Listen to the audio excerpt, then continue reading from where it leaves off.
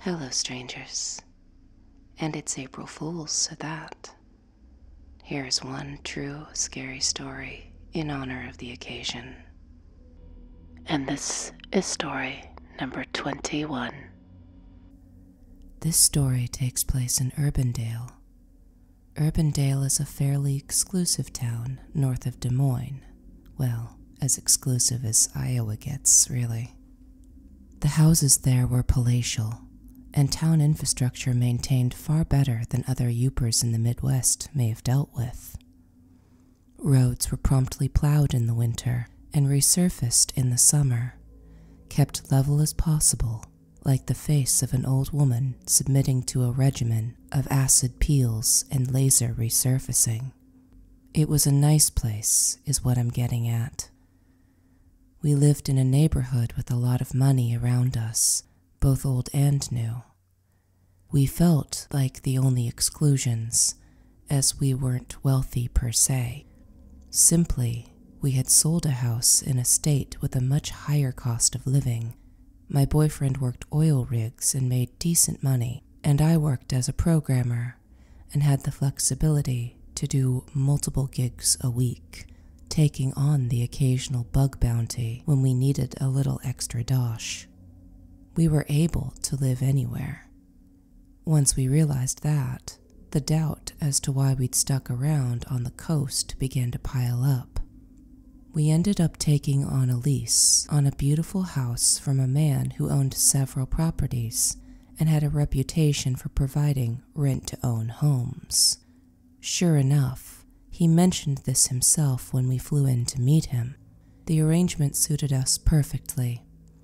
Being about as far as an out-of-towner can be, we didn't want to commit to buying in a neighborhood, or even borough, we weren't sure of, without spending a little time in it first.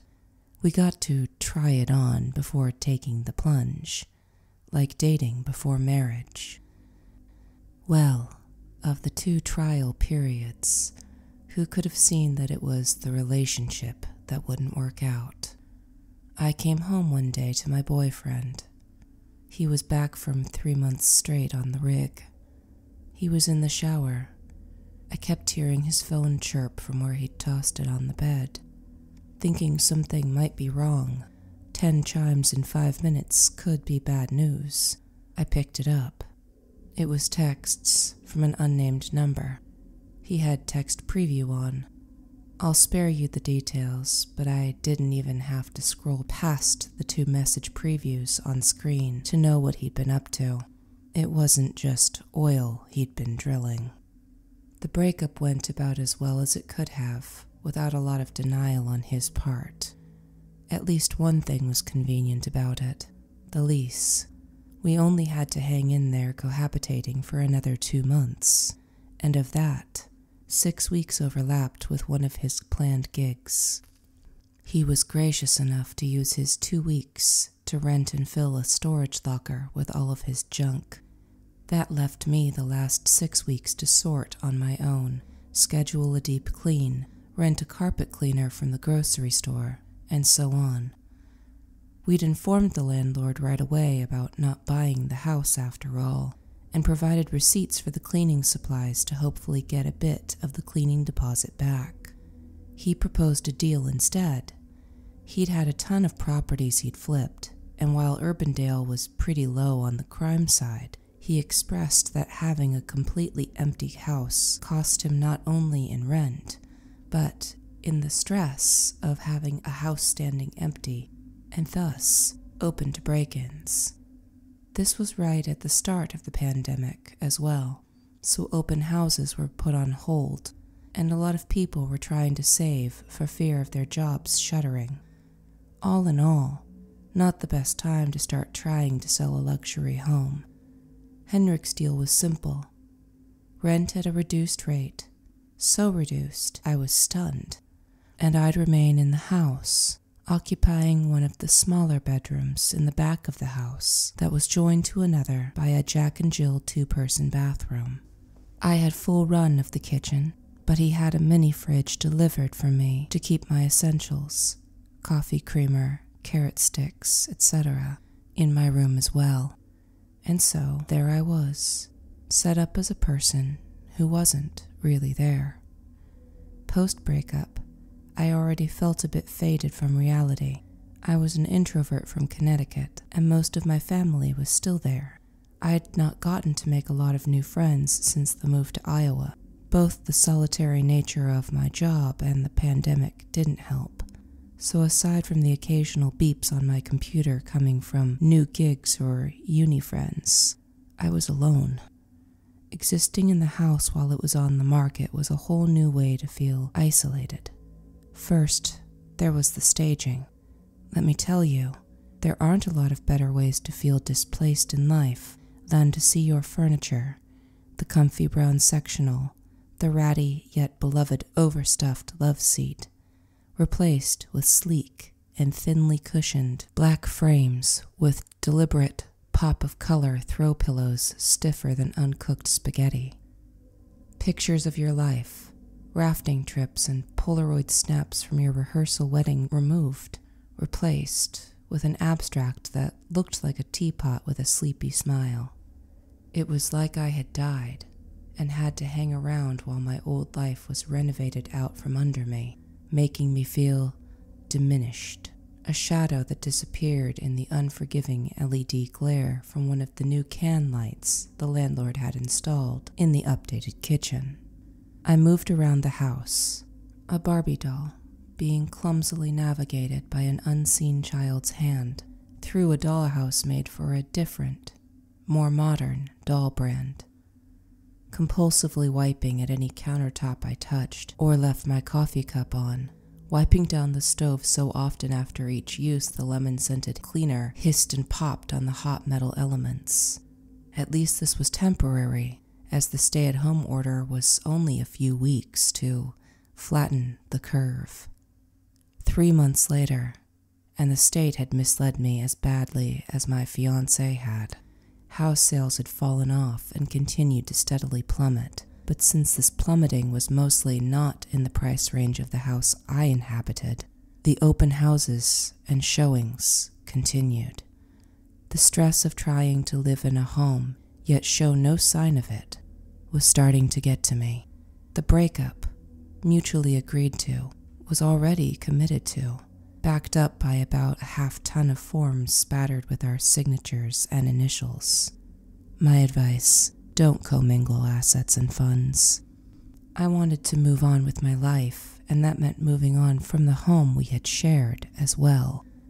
I redoubled my efforts to locate a new place to call home, otherwise hiding my existence from the open house crowds under a tart perfume of lemon-scented antibacterial wipes. Mid-September, I got a break delivered by Henrik, my landlord. Seeing the mid-tier income level housing market crushed by exhausted supply and breathless demand, he had invested in a collection of triplexes.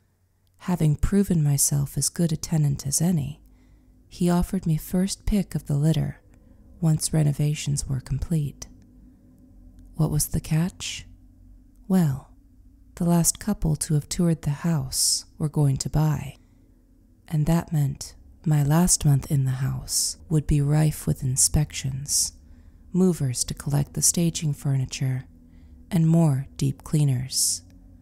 He impressed upon me the importance of keeping things tidy.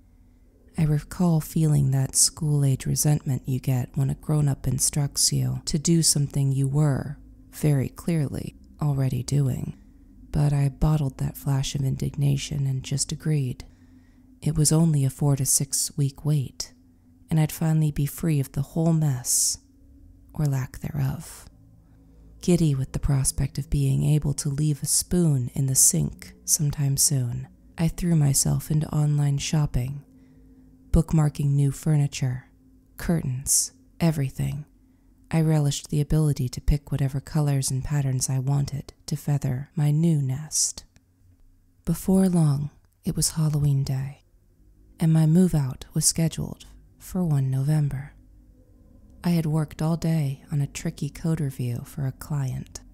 By the time I was done with the gig, I sat back, stretched, and decided to reward myself and doubly celebrate with a bottle of red wine to accompany that night's dinner. The staging people had come and gone, emptying the house of all the furniture and fixtures, but the buyers had purchased the house with appliances. I toddled to the kitchen and retrieved the only thing left in the freezer, a very fancy frozen chicken parm microwave meal. Microwave because I wasn't taking any chances with the tomato sauce spattering of cooking a real one. The microwave dinged a pleasant tone, its cheerful song echoing eerily through the now emptier house. It gave me a little chill, and I gripped my long white sleep shirt around me a little tighter as I took my food and retreated to my little hidey hole.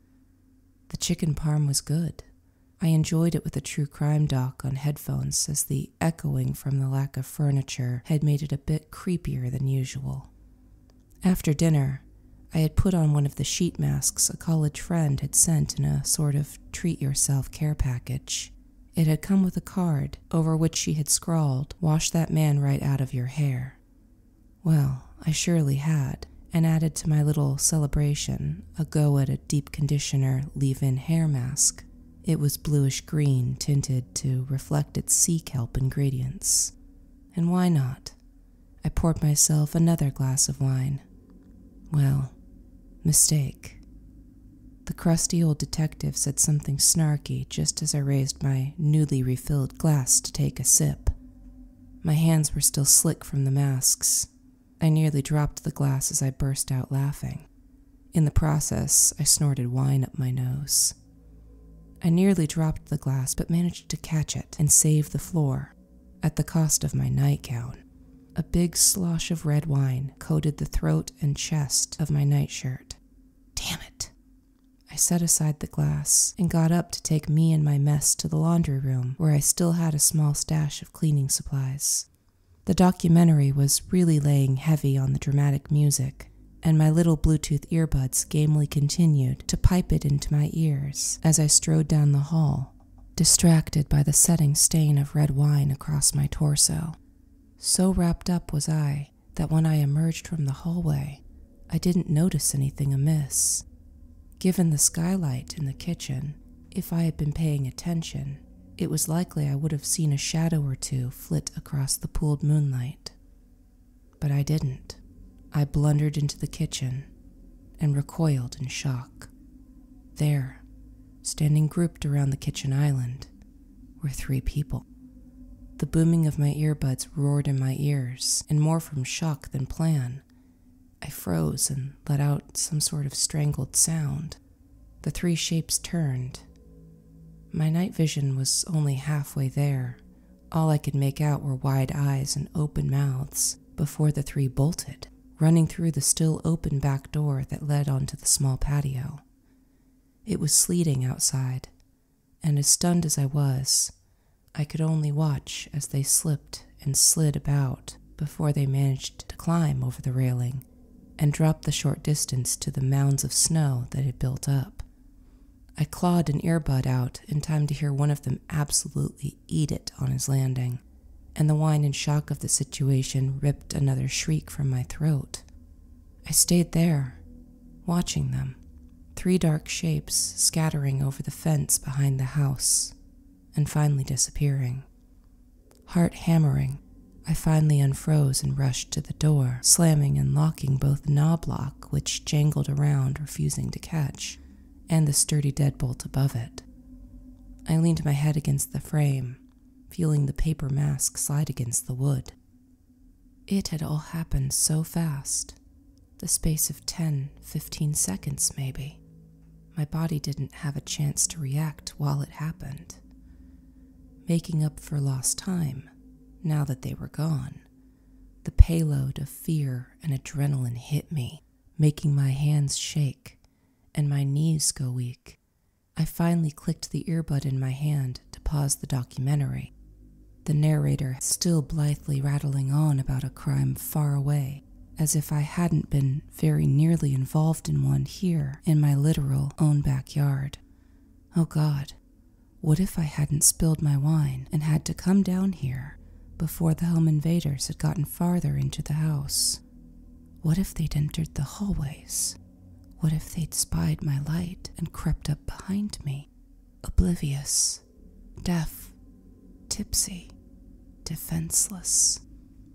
Another bolt of fear crashed inside of me like an ocean hitting high tide. I turned and only just made it to the kitchen island, ejecting my dinner into the massive farm-style sink. I braced my hands. They were still bluish-green and slippery from the hair mask against the stainless steel edges of the sink. I took a few steadying breaths before I turned on the tap and reached for the switch to turn on the garbage disposal. My hand hit something rough. I jumped at this surprise, looked up, and saw the would-be burglars had instead left something behind. It was a maroon JanSport backpack. I paused, moving my hands into the spray of water, and I rinsed the sea kelp mask from them, then rubbed them absently down the still clean sides of my nightshirt. At this point, the wine had truly set in the front. There was no point in retreating to my she-cave to locate a hand towel. I gingerly pulled the backpack towards me, tensed as though it was going to bite me. It was nondescript, but I felt another chill at its presence, the wrongness of it, its unbelonging to its location. I unzipped it, not sure what I'd find. The contents were revealing, and while I wouldn't go so far as to say relieving, this was, after all, evidence of a crime that it could have gone very, very badly for me. It was alleviating to be able to examine it. Inside was the junk drawer detritus of a teenage boy, not the kill kit of a BTK protege. Loose paper and pens, 4 cans of beer, and a little baggie of dark green shreds. I set this last thing aside. My searching hand encountered something hard and sharp. Feeling another pang of fear, I flipped on the over-counter can lights, illuminating the strange tableau into stark relief. I put my hand back into the void of the backpack and pulled out something that stole any relief I'd built: a large pocket knife. I immediately pictured the cheap red handle sticking out of my back and groaned audibly, my stomach turning to water. I leaned over and vomited into the sink again, this time releasing only a sad water gun spout of red. I had no solid food left to expel. I don't know how long I stood there, watching this last splash of red wine commingle with the clumps of my dinner still in the sink, before I finally hit the disposal switch and watched the sink pig merrily chew it away. I hit the off switch, then the faucet to turn off the tap, my eyes tracking up until I caught sight of my reflection in the windowed door across from me. Again, I jumped a bit. Even half knowing it was me, the sight wasn't what I expected to see, and on my already jangled nerves this felt like a sudden sinking feeling, followed by a relief so visceral I burst out in scream laughter.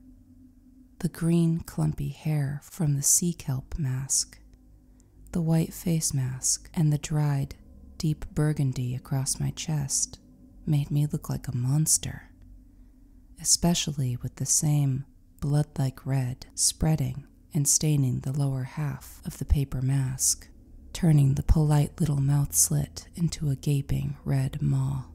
I peeled the soiled mask from my face. It looked like a crime scene in my hands.